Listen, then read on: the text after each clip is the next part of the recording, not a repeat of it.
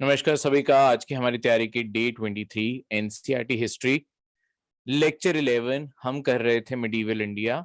आज का जो हमारा टॉपिक है वो है सिख और मराठा एम्पायर के बारे, और कैसे मुगल एम्पायर स्टार्टर होना शुरू हुआ और फिर ब्रिटिश एम्पायर की थोड़ी बहुत इंट्रोडक्शन आज के हम लेक्चर में एक मैप के थ्रू स्टडी करेंगे। ठीक है।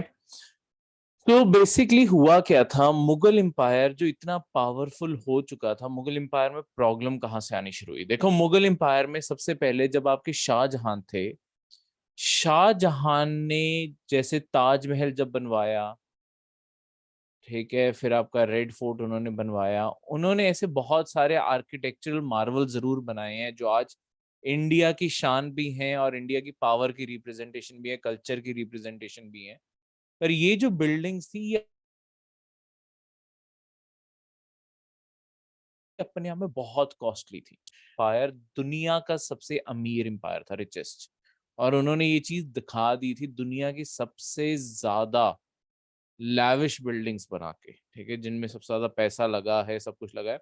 आज जो रेड फोर्ट अगर आप विजिट करने जाते हो, रेड फोर्ट अपने आप में आज भी इतना बड़ा है कि आप हर कोना घूमना चाहो रेड फोर्ट का तो आपको पूरा एक दिन चाहिए पूरा रेड फोर्ट घूमने के लिए। पर ये जो आज रेड फोर्ट बचा है ना, ये सिर्फ 15% है जो ओरिजिनल रेड फोर्ट था। ब्रिटिश ने बाकी सारा का सारा रेड फोर्ट आपका तोड़ दिया था 1857 जब रिवोल्ट हुआ था ब्रिटिश के खिलाफ।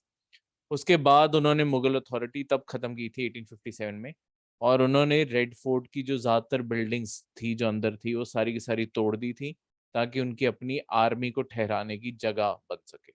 तो हमारे कल्चर का काफी बड़ा नुकसान हुआ था तब।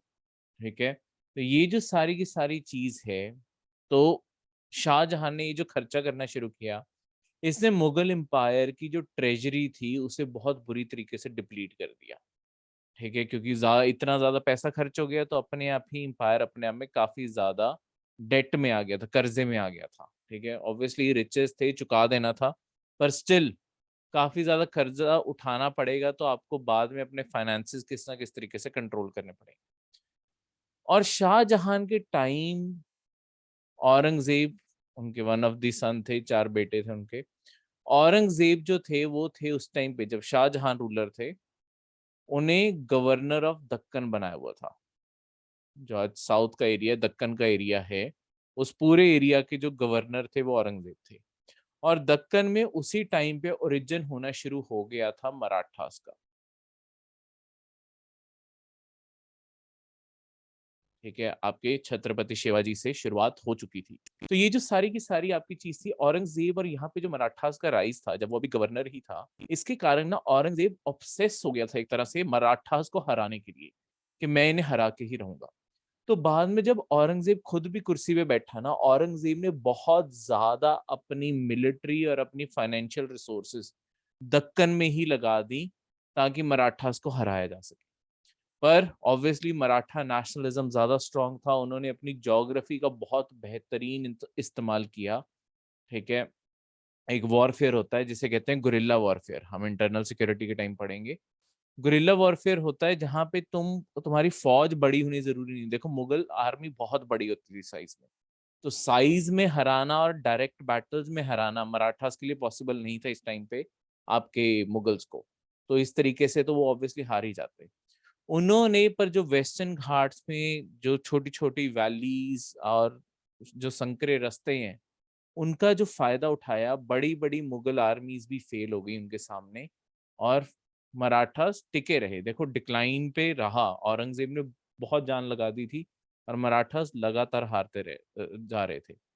ठीक है। पहले छत्रपति शिवाजी के अंडर, बाद में उनके दो बेटे थे राजा राम और शंबाजी, उनने उनकी भी डेथ होने के बाद जो राजा राम की वाइफ थी ताराबाई, वो अपनी बेटे, माइनर चाइल्ड था, उनका नाम भी शिवाजी रखा हुआ था, तो ताराबाई और शिवाजी जो उनके बेटे थे वो काफी टाइम औरंगजेब से टक्कर लेते रहे, पर औरंगजेब उन्हें बुरी तरीके से हराता जा रहा था। अब उससे पहले कि मराठा एम्पायर खत्म हो जाता, शायद औरंगजेब और 10-12 साल जीतता रहता तो शायद मराठा एम्पायर खत्म खत्म होता, पर वही हिस्ट्री इस तरीके से लिखी जाती है कि किस तरीके से कोई भी इवेंट सारी की सारी चीजें बदल देता है। अब मुगल एम्पायर में सारी प्रॉब्लम्स पीछे क्रिएट हो रही थी, वो मैं सारी बताता हूँ। पर 1707 में औरंगजेब की डेथ हो गई, उसके कारण और ज्यादा प्रॉब्लम्स बढ़ जाती हैं। देखो प्रॉब्लम्स क्या थी अब मुगल एम्पायर में। मुगल एम्पायर की देखो जो बाउंड्री थी, इसकी ना लिमिट आ चुकी थी। अब काफी टाइम से मुगल एम्पायर कहीं पे भी इंक्रीज नहीं हो रहा था, उसकी बॉर्डर्स नहीं बढ़ रही थी, बल्कि कई जगहों पे आपके रिवोल्ट, जैसे कि नॉर्थ में आपके सिख एम्पायर के कारण रिवोल्ट, सिख एम्पायर बनना शुरू हो गया। साउथ में आपका मराठा एम्पायर बनना शुरू हो गया। ऐसी जगहों पे रिवोल्ट के कारण कई जगहों पे आपका मुगल्स का कंट्रोल छूटता जा रहा था, और बाकी कोई नई जगहें कैप्चर नहीं कर पा रहे थे मुगल्स। अब नई लैंड नहीं आ रही, ठीक है, अपने आप में कोई प्रॉब्लम नहीं है, क्योंकि अपने आप में एम्पायर बहुत बड़ा था, पर प्रॉब्लम कहाँ पे आ रही थी? मुगल एम्पायर लोगों को अपने अंदर एब्जॉर्ब करने के लिए, कंपनसेट करने के लिए और ज्यादा मनसबदार रखता जा रहा था, और ज्यादा लोगों को अपनी सर्विस में हायर करता जा रहा था कि हाँ तुम भी जुड़ जाओ, तुम भी जुड़ जाओ। जो भी रिवोल्ट करता था, ये जो भी अच्छा लगता था, उन्हें सर्विस में जोड़ लिया जाता था। पर उसके बदले मनसब देना पड़ेगा, जमीन देनी पड़ेगी। अब जमीन अवेलेबल नहीं है। इसके कारण क्या हुआ, एक मनसब क्राइसिस पैदा हो गया, लैंड क्राइसिस पैदा हो गया, जहां पे जितने आपके मुगल सर्विसेज में लोग सर्विस में थे, उन्हें अब वेट करनी पड़ती थी कि उनका नंबर कब आएगा और उन्हें कितने पीरियड के लिए मनसब बनेगा। ठीक है, तो तुम्हारा एक परमानेंट, अब इमेजिन करके देखो कि तुम एक मिलिट्री कमांडर हो मुगल एम्पायर के अंडर, पर तुम्हारा अब किंगडम जो है वो फिक्स नहीं है। सॉरी, जो तुम्हारा मनसब है वो फिक्स रहेगा, वो तुम्हारा हुआ। बाकी टाइम पे तुम्हारा कोई भी अपने आप में लैंड नहीं है, बस खर्चा तुम्हें तब भी सारी सेना का उठाना पड़ेगा। अब ये जो सारी की सारी यहाँ पे ये जो क्राइसिस बन रही थी, इसके कारण प्रॉब्लम क्या आ रही थी, मतलब ये जितने भी मनसब और ये सारी क्राइसिस बन रही थी मुगल कोर्ट के अंदर। अब देखो हर कोई लालची तो होगा ना कि मुझे लैंड मिल जाए, मुझे लैंड मिल जाए। इसके कारण ग्रुप्स बनने लग गए मेनली, कि लैंड किसे मिलेगा। देखो अब मुगल कोर्ट के अंदर मेन 3 तरीके के ग्रुप्स थे। उसमें से सबसे मेन 2 ग्रुप, ईरानी जो ईरान से आए थे, आज जो पर्शिया उस टाइम पे, ईरानी और तुरानी जो तुर्की और ये सारे एरिया से आए थे। ठीक है, तुर्कमेनिस्तान से लेके तुर्की, ये जो सेंट्रल एशिया हो गया, ये वहां से जो आए थे वो सारे तुरानी। तुरानी और ईरानी ये बाहर वाले ग्रुप थे। और एक तीसरा ग्रुप जो था वो था हिंदुस्तानी, जो इंडिया के अपने थे। अब ये आपस में कोर्ट पॉलिटिक्स खेलने लग गए कि हम अगर एक साथ, देखो इन्होंने ग्रुप्स क्यों बनाए, कि अगर हम एक साथ ग्रुप बनाएंगे और अगर हम जो एम्परर है, जो मुगल एम्परर है, उसे इन्फ्लुएंस कर सकें कि हमारे ग्रुप को फेवर करो, तो हमें ज्यादातर मनसब मिल जाएंगे, हम सारे अपनी जिंदगी आराम से जीत पाएंगे। पर अब आपस में जब इनकी कोर्ट पॉलिटिक्स शुरू होगी, जब आपस में ही ये कोर्ट पॉलिटिक्स करने लग गए हैं, तो बाकी Maratha empire, sorry Mughal empire की प्रॉब्लम्स की तरफ कौन ध्यान देगा? ठीक है, अब क्योंकि मनसब बहुत कम टाइम के लिए मिलता था लोगों को, ठीक है, एक तो लैंड कम थी, आपस में पॉलिटिक्स होने लगी, दूसरी मनसब के कारण प्रॉब्लम क्या थी? अब जब एक मनसबदार को बहुत कम टाइम के लिए लैंड मिल रहा है, वो कोशिश करता था वहां से जितना रेवेन्यू वसूल सके वसूल ले। जिसका बर्डन आएगा आपके किसानों के ऊपर, फार्मर्स, क्योंकि सबसे ज्यादा रेवेन्यू वो देते थे। अब जब वो पे नहीं कर सकते, जब तुम इलीगली बहुत सारे टैक्सेस और सारी चीजें डिमांड कर रहे हो, वो लोग क्या करते थे, वो बगावत कर देते थे। तो मुगल कोर्ट यही सारी चीजों में उलझा हुआ था। एक साइड पे मराठा से लड़ने में बिजी है, दूसरे मनसबदार आपस में ही भिड़े हुए हैं। ठीक है, उसके बाद फार्मर जगह जगह रिवोल्ट कर रहे हैं, तो मुगल आर्मी वहां भेजी जा रही है कि वो उन रिवोल्ट, छोटे छोटे रिवोल्ट्स को कुचल सके। तो अपने आप में मुगल पावर सारी डिक्लाइन हो रही थी। बस औरंगजेब, अब 1707 के साल की बात बताता हूँ। औरंगजेब के टाइम पे क्या अलग था? देखो औरंगजेब एक बहुत ही ब्रूटल राजा माना गया, बहुत ही निर्दयी, बहुत ही सख्त सजाएं सुनाने वाला, और किसी पे ट्रस्ट नहीं करता था औरंगजेब, ऐसा उसका पूरा का पूरा बिहेवियर था। तो औरंगजेब क्या करता था? औरंगजेब का डर इतना था लोगों में, कि ये लिखी हुई बात है कि औरंगजेब अगर किसी को लेटर भी भेजता था ना, वो person out of respect Aurangzeb के लिए और डर, ऑब्वियसली रिस्पेक्ट से ज्यादा डर था, वो लेटर भी जब सुन रहा था ना, वो कुर्सी पे बैठ के नहीं खड़े होके सुनता था, क्योंकि उसे ये पता था औरंगजेब इस चीज को भी बर्दाश्त नहीं करेगा कि अगर कोई उससे छोटा पर्सन उसकी लेटर बैठ के आराम से सुन रहा है, तो औरंगजेब को लगेगा कि ये मेरी डिसरिस्पेक्ट तो नहीं कर रहा, और अगर औरंगजेब को ऐसा लग गया, औरंगजेब मरवा देगा। तो लोगों में इतना डर था कि औरंगजेब के लेटर तक खड़े होकर सुनते थे उसके सारे के सारे ऑफिसर्स। अब हुआ क्या, जब औरंगजेब की सडनली डेथ हुई थी 1707 में, इसके कारण वही दक्कन में ही था उस टाइम पे भी, उसने अपनी ज्यादातर लाइफ इवन एम्परर बनने के बाद भी दक्कन में बिता दी। उसका यही था कि मैं मराठास को खत्म कर दूं, खुद ही वो दक्कन में चला गया था उसके बाद भी। पर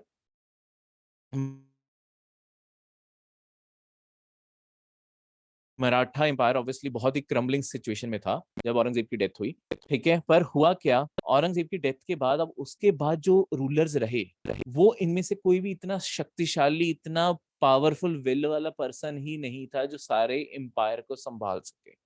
जैसे कि उसके बाद जैसे फर्रुखसी और आलमगीर, ये दो आपके मुगल आगे एम्परर बने थे, उन्हें मार डाला गया था, असैसिन कर दिया गया था, यही कोर्ट के सारे इन्हीं ग्रुप्स की तरफ। देखो लेट्स सपोज फारूकसियर एग्जांपल के तौर पे, फारूकसियर को अगर ईरानी ग्रुप ने सपोर्ट किया, तो तुरानी किसी ना किसी तरीके से इसे मरवा देते। उसके बाद वो अपना एक मुगल एम्परर, कोई मुगल परिवार से जो थे, उनमें से किसी एक बेटे को अपना रिप्रेजेंटेटिव बनाते और खुद सपोर्ट लेने लग जाते। क्योंकि देखो कंसेप्ट होता है कि जो रॉयल परिवार से रहा है ना, उसे लोगों से एक्सेप्ट करवाना ज्यादा आसान है कि यही एम्परर है। कोई रैंडमली इनमें से कोई बनने की कोशिश करता, ऑब्वियसली शायद लोग ना मानते। और मुगल्स ने अपना इंडिया के अंदर ऐसा ऑरा क्रिएट कर लिया था कि मुगल एम्परर को सारे इंडिया में एम्परर ऑफ इंडिया कंसिडर किया जाता था। ठीक है, चाहे बाद में देखो ये जो चीज रही है ना, इवन जब मुगल पावर डिक्लाइन होनी शुरू होगी, औरंगजेब की डेथ होगी, फर्रुखसियर, आलमगीर, अहमद शाह, शाह आलम टू, उनकी आंखें निकाल दी गई थी यही सारे नोबल्स के द्वारा, यही जो मनसबदार थे उनकी आंखें निकाल दी किसी ने, उनके हाथ काट दिए किसी ने, उनकी गला काट दिया। उसके बाद यही होता रहा मुगल एम्परर के साथ। फिर कोई और बेटे को बिठा के कुर्सी पे बिठाते, खुद वजीर बन जाते, वजीर मतलब प्राइम मिनिस्टर बन जाते, खुद सारी पावर चला रहे होते, अपने लोगों को सबको मनसब दिए होते। पर जब अपने ही कोर्ट पॉलिटिक्स पे सारा ध्यान था, मुगल एम्पायर अपने आप ही डिक्लाइन करने लगा। ठीक है, क्योंकि मुगल एम्पायर में अब किसी का भी फोकस इस चीज पे था ही नहीं कि एम्पायर को कैसे बचाया जा सके। हर कोई अपने आप को, अपने बेनिफिट, ये सारी चीजों के लिए काम करने को घूम रहा था। तो इसके कारण अपने आप ही मुगल एम्पायर अपने आप ही सारा का सारा डिक्लाइन पे आ चुका था। अब ये जो सारी की सारी चीज है, ऐसे असैसिन हो रहे हैं, सब कुछ हो रहा है।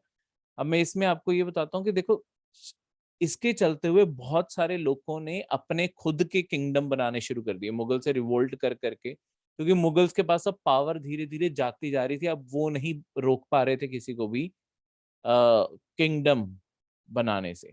तो इवन चाहे मराठा एम्पायर बना, चाहे सिख एम्पायर बना, इनके अपने खुद के क्या कहते हैं कई मनसबदार थे, जैसे कि चिनकलिच खान, जिन्होंने Hyderabad as a different kingdom बना लिया। ठीक है, फिर आपका बंगाल का इलाका अलग हो गया, धीरे धीरे सारा इंडिया इनकी कंट्रोल से टूटता गया। बाद में मुगल एम्पायर सिर्फ दिल्ली और दिल्ली के आसपास के एरिया में ही रह गया था, बाकी सारी जगह से कंट्रोल छूट गया था। पर फिर भी छोटा सा एम्पायर था। पर ये छोटे से एम्पायर, ये इस मैप के थ्रू समझाता हूँ, ये इस टाइम तक ब्रिटिश भी इंडिया में आ चुके थे। ठीक है, ब्रिटिश काफी पहले ही आ गए थे, जहांगीर के टाइम से था, इस टाइम तक तो वो किंगडम भी बनाने लग गए थे। ये औरंगजेब की डेथ के बाद और कुछ रूलर्स के बाद की बात है। मुगल एम्पायर तो सिर्फ इतना कोई इतने दिल्ली के आसपास के एरिया में रह गया था। मराठा एम्पायर काफी ज्यादा एक्सपेंशन पे था, काफी ज्यादा एक्सपैंड पे था, उसका मैं आप भी आपको कारण बताऊंगा। हैदराबाद ये जो किंगडम है, ये मुगल्स के ही अपने खुद के एक अ, जो मनसबदार था, जो ओरिजिनली वजीर भी रहा है मुगल कोर्ट में, उस बंदे ने बाद में तंग होके बाद में अपने किंगडम बनाने के सोच लिया, मैसूर अलग हो गया, सारे किंगडम्स अलग होते जा रहे थे। पर अब मुगल्स की जो अथॉरिटी थी ना, देखो चाहे अब कंपैरिजन में ये देखो, मराठा एम्पायर इतना बड़ा है, मुगल एम्पायर इतना है, ये छोटा सा इस मैप में भी। पर इस टाइम पे भी मराठा एम्पायर के अंदर भी अगर कभी बोला जाता एम्परर ऑफ इंडिया कौन है, पूरे इंडिया का एम्परर कौन है, वो है मुगल एम्परर। ये एक सिर्फ बाद में मतलब एक तरह से सिर्फ टाइटल की चीज रह गई थी कि मुगल परिवार के लोग ही पूरे इंडिया के एम्परर हैं, ठीक है। चाहे उनके पास पावर बची है चाहे नहीं बची, एक टाइम पे सिर्फ उनका स्टेटस ऐसा रह गया था, क्योंकि उनके टाइम पे इंडिया रिचेस्ट रहा है, one of the most powerful रहा, तो वो कहीं ना कहीं एक फैमिली का स्टेटस बन चुका था कि इंडिया के ओवरऑल पूरे इंडिया के कोई एम्परर हैं वो मुगल्स हैं, ठीक है। तो हर कोई अपने कॉइन्स के ऊपर अपने, अगर कोई फतवा जारी करता था या जो फ्राइडे प्रेयर्स होती थी, हर जगह पे जो एम्परर ऑफ इंडिया मेंशन किया जाता था वो हमेशा मुगल एम्परर को मेंशन किया जाता था, ठीक है। बाद में जब मराठा स्ट्रांग हो गए, मराठास ने क्या किया था, देखो ये जो कोर्ट पॉलिटिक्स है, कोर्ट पॉलिटिक्स को साइडलाइन किया, मराठास ने मुगल एम्परर को अपना पपेट बना लिया, क्योंकि एम्परर ऑफ इंडिया तो मुगल ही है। अब मुगल एम्परर को उन्होंने क्या बोला कि देखो तुम्हारा एम्पायर हम बचाने में मदद करेंगे, ठीक है, पर जो हम कहेंगे तुम वही करोगे, ठीक है, जो हमने ऑर्डर किया कहा तुम वही पास करोगे, जो हम कहेंगे तुम्हें वही करना पड़ेगा। इसके बदले अगर तुम्हारे ऊपर कभी भी हमला होता है, हम तुम्हारे बिहाफ पे लड़ने जाएंगे। तो ये चीज इंडिया के अंदर शुरू हो गई थी कि जो मुगल एम्परर था उसे कोई फिर मारता, मतलब उसे अपने आप में उसके पास कोई पावर नहीं थी, पावरफुल वो होता था जो मुगल एम्परर को प्रोटेक्शन ऑफर कर पाएगा, क्योंकि देखो एम्परर है, अगर तुम उसे प्रोटेक्शन ऑफर कर रहे हो, जो वैसे एम्परर ही है सारे इंडिया का, पर जिसे तुम प्रोटेक्शन ऑफर कर रहे हो, ऑब्वियसली तुम ज्यादा पावरफुल हुए ना। तो इस कारण यही चीज यहाँ पे आ गई, मराठा सबसे ज्यादा पावरफुल बन गए थे बाद में, और मराठास ने अपनी पावर इसी तरीके से मनवाई कि उन्होंने मुगल एम्परर को नहीं हटाया, क्योंकि उसे सारे मानते थे, ठीक है। मराठास को अपनी वो अथॉरिटी टाइम के बाद, क्योंकि देखो शायद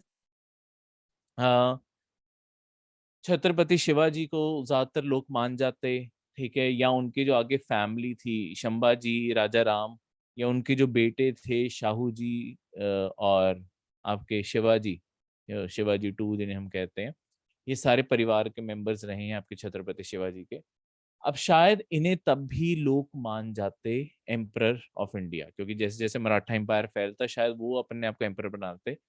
पर शाहू जी के बाद कोई मुगल, सॉरी, मराठास के थ्रोन पे कोई नहीं बचा था, ठीक है। उनकी जब डेथ हो गई, उनका कोई बेटा नहीं था, किसी ने टेक ओवर नहीं किया, तो वो क्राउन खाली हो गया। इसके कारण मराठा एम्पायर में अपने आप में कोई छत्रपति नहीं बचे थे उसके बाद, शाहू जी के बाद।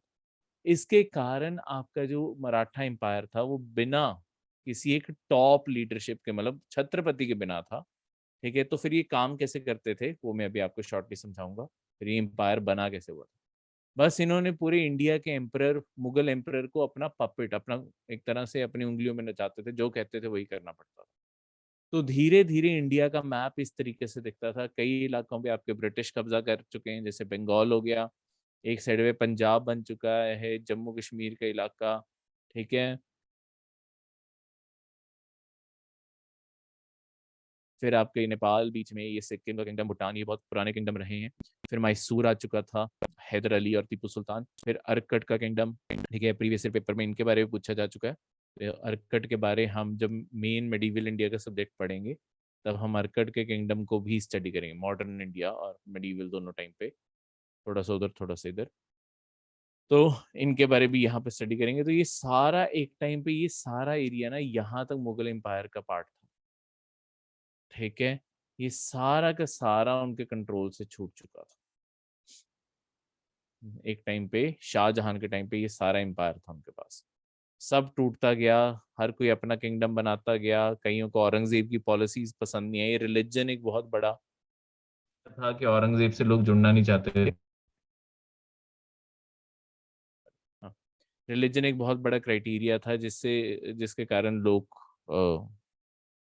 औरंगजेब से जुड़ना नहीं चाहते थे क्योंकि उसकी थोड़ी कट्टर पॉलिसीज थी रिलीजन को लेके। इस कारण भी लोग अलग हुए और ये सारा का सारा एम्पायर इस तरीके से इंडिया दिखने लग गया था। ठीक है, अब नॉर्थ में बात करें सिख एम्पायर की। देखो नॉर्थ में राइज हुआ सिख एम्पायर का, जहां पे गुरु गोबिंद सिंह रहे हैं सिख गुरु। उन्होंने पंजाब के एरिया में बैटल्स लड़के राजपूत रूलर्स, क्योंकि राजपूत किंगडम्स भी इस साइड पे होते थे, और मुगल रूलर्स, ठीक है, मुगल का कंट्रोल कंट्रोल भी रहा, उन दोनों से लड़ाइयाँ लड़की अपना इंस्टीट्यूशन शुरू किया अनंतपुर साहिब और उसके आसपास उनकी टेरिटरी बनी। उसके बाद उन्होंने एक फॉर्मल सिखिज्म का इंस्टीट्यूशन बनाया खालसा 1699 में, ठीक है, बैसाखी के दिन अनंतपुर साहिब में Khalsa as a organisation form की, एक सेपरेट रिलीजन के तौर पे सिखिज्म एग्जिस्ट करने आया, ठीक है, जिसका मेन मकसद ही ये था कि अपनी फ्रीडम पीसफुली अब नहीं ली जा सकती, अब हमें अपने आप को डिफेंड करने के लिए हथियार उठाने ही पड़ेंगे। तो इसके बाद, पर बाद में आपके गुरु गोबिंद सिंह जी जब मार्टर हो गए, उसके बाद उन्होंने लीडरशिप सौंपी बंदा सिंह बहादुर के हाथ में। ठीक है, बंदा बहादुर ने और राजाओं को अपने साथ जोड़ा और लोग सिखिज्म में आए, एम्पायर और एक्सपैंड हुआ पंजाब के एरिया में। पर स्टिल मुगल अपना कंट्रोल नहीं छोड़ना चाहते थे, और दूसरी साइड पे बहुत सारे पहाड़ी राजे ऐसे थे जो सिख एम्पायर की एक्सपेंशन से थोड़े घबराए हुए थे, तो वो मुगल्स को ज्यादा सपोर्ट करते थे कुछ किंगडम्स। तो उन्होंने भी मुगल्स को सपोर्ट किया, और कहीं ना कहीं करते कराते बंदा बहादुर भी फाइनली कैप्चर हो गए थे 1715 में, और उन्हें एग्जीक्यूट कर दिया गया 1716 में। तो ये जो सारी की सारी आपकी मतलब सिख एम्पायर का ये जो मैंने आपको स्टोरी बताई, बहुत ही शॉर्ट में बताई, हम ज्यादा डिटेल में पढ़ेंगे मॉडर्न इंडिया मेन सब्जेक्ट में, ठीक है, तब हम ये सारे रीजनल पावर जो है ना, इन सब के बारे, इंडिया कैसे कैसे छोटे छोटे हिस्सों में मुगल्स के बाद पहले टूटा, फिर ब्रिटिश ने कैसे कब्जा किया, ये पूरा हम एक सीक्वेंस पढ़ेंगे, जिससे आपको एक इन डेप्थ क्लैरिटी हो जाए, उस टाइम पे पूरी क्लैरिटी हो जाएगी कि अच्छा किस तरीके से इंडिया एक टाइम पे ब्रेकअप हुआ, और फिर किस तरीके से ब्रिटिश ने फायदा उठाते उठाते सारे एम्पायर पे कब्जा कर लिया। ठीक है, तो उस वहां पे पूरी स्टोरी कंडक्ट करेंगे, और मैं एज अ स्टोरी ही आपको बताऊंगा, क्योंकि स्टोरीज याद रखनी हिस्ट्री में थोड़ी आसान होती है, तो मैं वैसे ही आपको बताऊंगा। अभी हम सिर्फ एनसीईआरटी पॉइंट ऑफ व्यू से पढ़ रहे हैं। नेक्स्ट चीज अगर मैं आपको बताऊं, देखो ये आपके सिख एम्पायर की चीज, सिख एम्पायर और मराठा एम्पायर, इन दोनों के बारे में एक चीज बताता हूँ। देखो सिख एम्पायर भी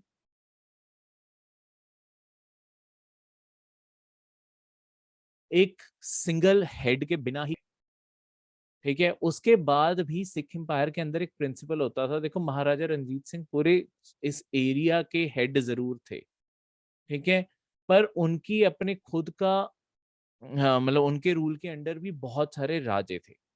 वो मैं आपको दूसरे तरीके से समझा, महाराजा रंजीत सिंह के आने से पहले क्या होता था। देखो सिख एम्पायर और मराठा एम्पायर एक कंसेप्ट में चलते हैं, जिसे कहते हैं ये एम्पायर थे confederate empire, DE, confederate empire थे ये। अब कन्फेडरेट एम्पायर का क्या मतलब होता है? कन्फेडरेट एम्पायर का मतलब होता है कि देखो जो तुम्हारा एम्पायर है, एम्पायर तुमने दुनिया के लिए बना दिया है, ठीक है, बाहरली ताकतों के लिए तुमने एक एम्पायर क्रिएट कर लिया है, पर तुम्हारे अपने अंदर अलग अलग राज्य एग्जिस्ट करते हैं, जो अपना अपना एरिया कंट्रोल करते हैं, अपने अपने एरिया में टैक्सेस लगाते हैं और लॉ एंड ऑर्डर संभालते हैं। ठीक है, तुम एक दूसरे के कोई भी एडमिनिस्ट्रेशन किसी चीज में कोई दखल अंदाजी नहीं करते, तुम सबका अपना अपना एरिया है जिसे तुम कंट्रोल करते हो। सिर्फ जब बाहर कोई लड़ने आएगा, तब सारे के सारे राजा एक साथ इकट्ठे हो जाएंगे और तब वो एक साथ लड़ेंगे। तो बाहर वालों के लिए common policy, common army, common battles लड़ना, उसे कहते हैं कि उस टाइप पे एम्पायर था। पर अपने आप में अंदर आपस में एक तो लड़ना नहीं है, बैठ के बात करनी है, और दूसरा इस तरीके से अपने आप को ऑर्गेनाइज करना है कि अपने अपने एरिया में कंट्रोल कर लो, टैक्सेस लगा लो, दूसरे के एरिया में कोई इन्फ्लुएंस नहीं रखना। इन्हें कहते हैं कन्फेडरेट एम्पायर। सिख एम्पायर और मराठा एम्पायर दोनों कन्फेडरेट थे। कन्फेडरेट होता है छोटे छोटे किंगडम्स एक दूसरे में जुड़ के एक बड़ा एम्पायर बना लेते हैं। ठीक है, तो यहाँ जिन्हें जत्था बोला जाता था, जब सारी की सारी आर्मी जो मूव करती थी, और मिसल होते थे जो मिलिट्री कन्फेडरेशन है। ये जो छोटे छोटे आपके सारे अंदर किंगडम्स बने, सिख एम्पायर में इन्हें मिसल रेफर किया जाता था। ये प्रीवियस ईयर पेपर का क्वेश्चन है, मिसल क्या होता था। ये मिलिट्री कन्फेडरेशन थी सिख एम्पायर की। ये जो छोटे छोटे किंगडम्स हैं जो आपस में जुड़ के पूरा एम्पायर बना रहे थे। ठीक है, हर साल सारे राजे आपके क्या कहते हैं, 2 बारी अमृतसर में मिलते होते थे। एक बैसाखी के टाइम और दूसरा दिवाली के टाइम आपके अमृतसर में मीटिंग होती थी, जिस मीटिंग को कहते थे गुरमत्था, रेजोल्यूशन ऑफ गुरुज। वहां पे मिलके सारी मीटिंग्स में डिसाइड किया जाता था कि क्या प्रॉब्लम्स रही हैं, आगे सिख एम्पायर का क्या कोर्स होगा। अगर एम्पायर लेट्स सपोज वो एक्सपैंड करना चाहते हैं तो किस तरीके से आपस में मिलके कैसे आर्मीज भेज सकते हैं, कैसे क्या कर सकते हैं।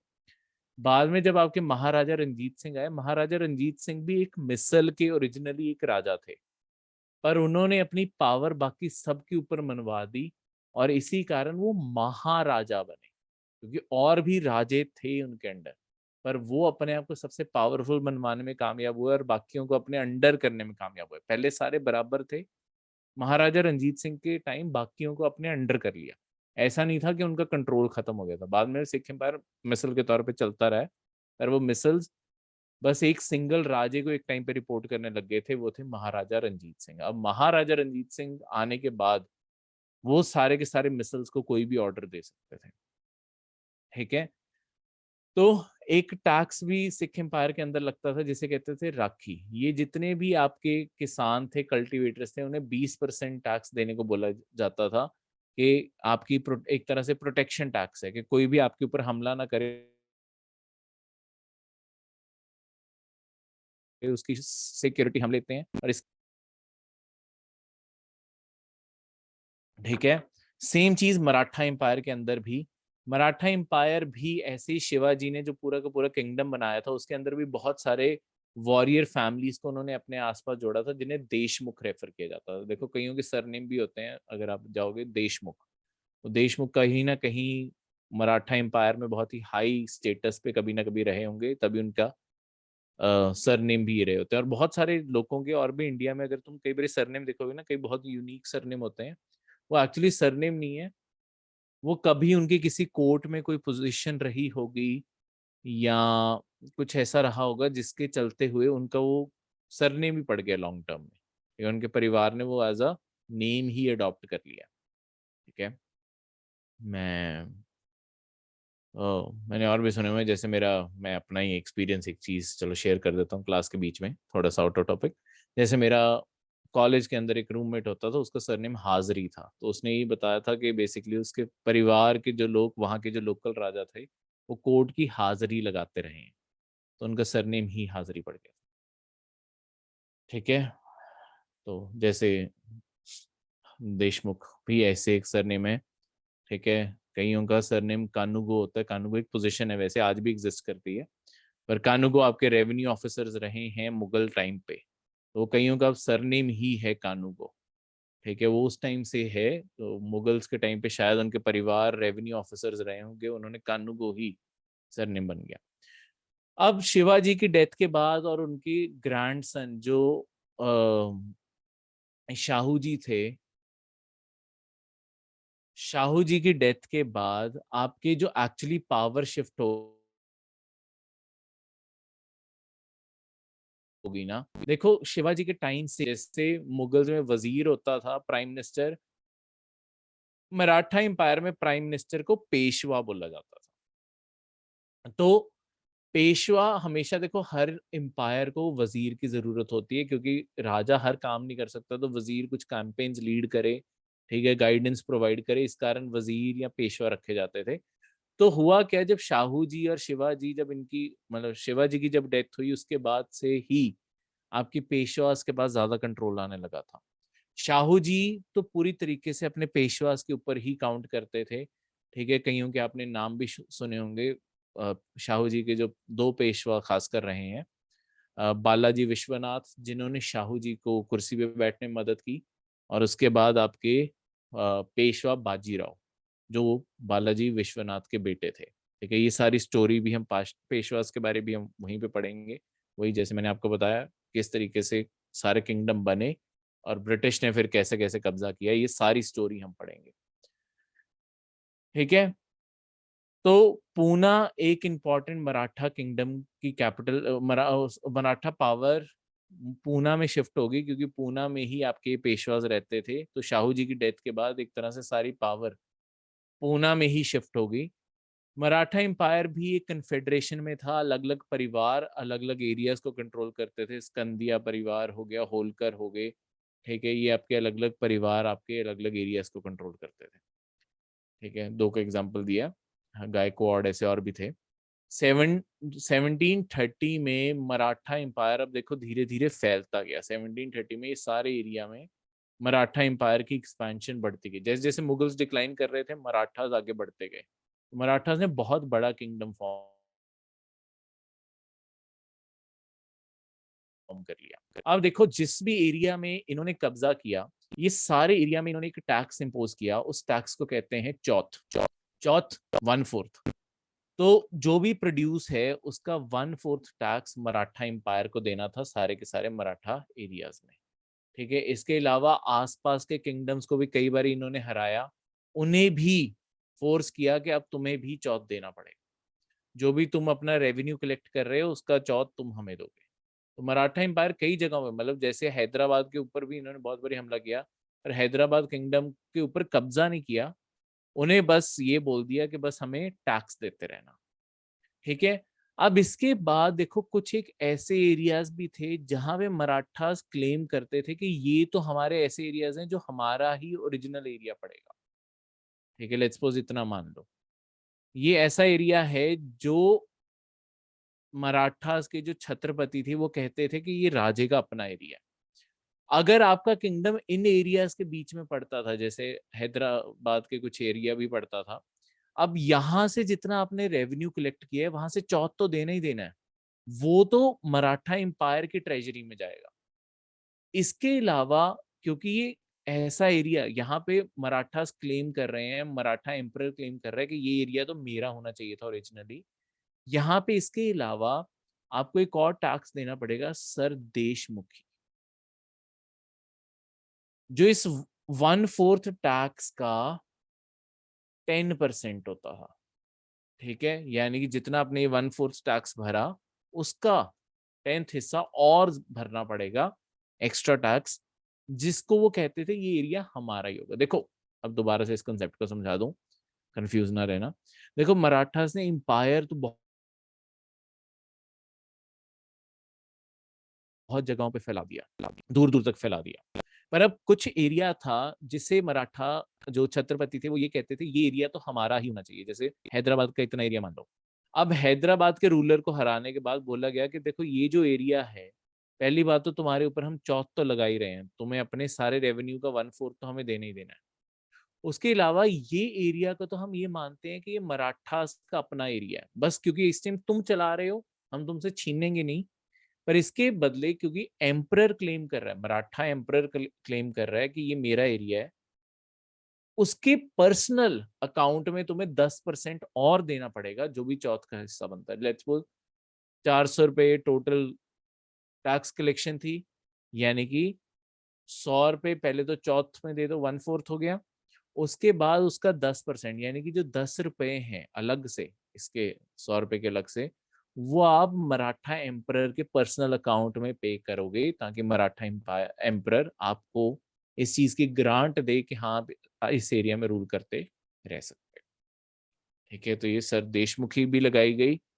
ठीक है, ऐसे एरियाज जहाँ पे हेरिडिटरी राइट वो अपना मानते थे कि ये तो एरिया हमारा ही होना चाहिए था। ठीक है, बाकी सारा का सारा चौथ आपके रॉयल ट्रेजरी में जाता था। सर देशमुखी उनका पर्सनल उसमें रहता, sorry, royal treasury of Maratha king उसके अपने उसमें जाता था। बाकी चौथ जो जनरल मराठास का पूल है उसके अंदर पैसे जाता। तो ये था आपका आज का lecture. Thank you and see you.